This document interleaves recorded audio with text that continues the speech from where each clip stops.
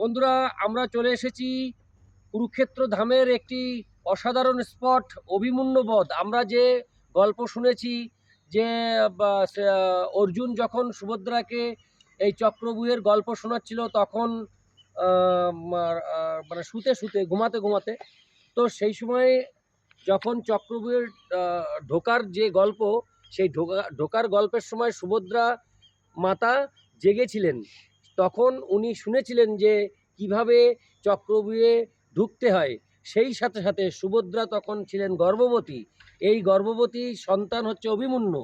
তখন সে মাতৃগর্ভে থেকেই অভিমন্যু যে চক্রব্যূহ যে আমরা বলি, এই চক্রব্যূহে ঢোকার সেই গল্পটা সে শুনেছিল, যার জন্য সে ঢুকতে পেরেছিল। কিন্তু যখন অর্জুন যখন সেই চক্রব্যূহ থেকে বেরোনোর যে গল্প বলছিল, তখন সুভদ্রা মাতা ঘুমিয়ে গেছিলেন, যার জন্যে অভিমন্যু আর মাতৃগর্ভে থেকে শুনতে পাননি, উনিও ঘুমিয়ে গেছিলেন এবং তিনি এই বধ হয়েছিলেন।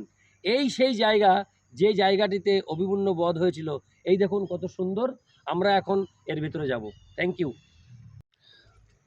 বন্ধুরা। এই সেই অভিমন্যু বধ, দেখুন কত সুন্দর।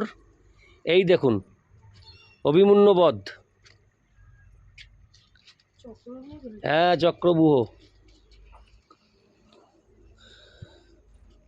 মাতৃগর্ভে থাকাকালীন উনি শুনেছিলেন কিভাবে ঢুকতে হয়, কিন্তু বেরোনোর রাস্তা উনি আর শুনতে পাননি, কারণ সুভদ্রা মাতা ঘুমিয়ে গেছিলেন, যার জন্য আর উনি বেরোনোর গল্পটা শুনতে পারেননি, আর যার ফলে উনি বধ হয়ে গেছিলেন। এই চক্রব্যূহে একবার যদি ঢোকা হয়, বেরোনোর রাস্তা আর থাকে না, তখন এ টপকে আসতে হয়। এই দেখুন এর এই যে রাস্তা, এই যে চারিপাশে, এই হচ্ছে চক্রব্যূহ।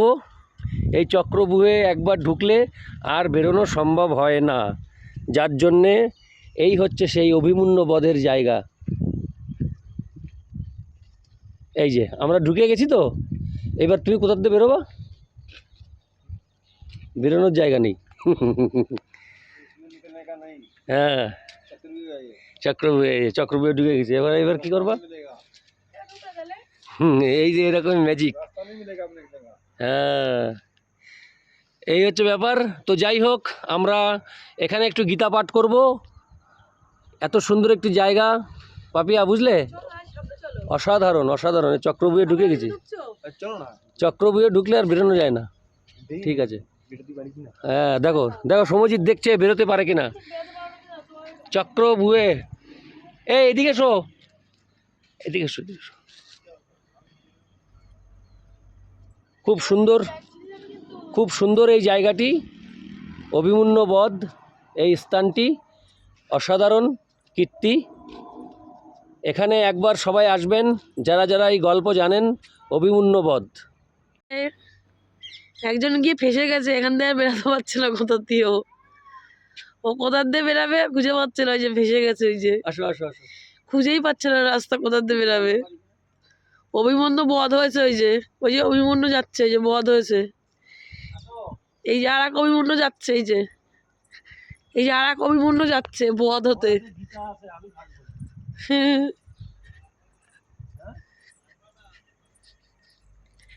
আরে আমরা তো এই দিক থেকেই বেরিয়েছি।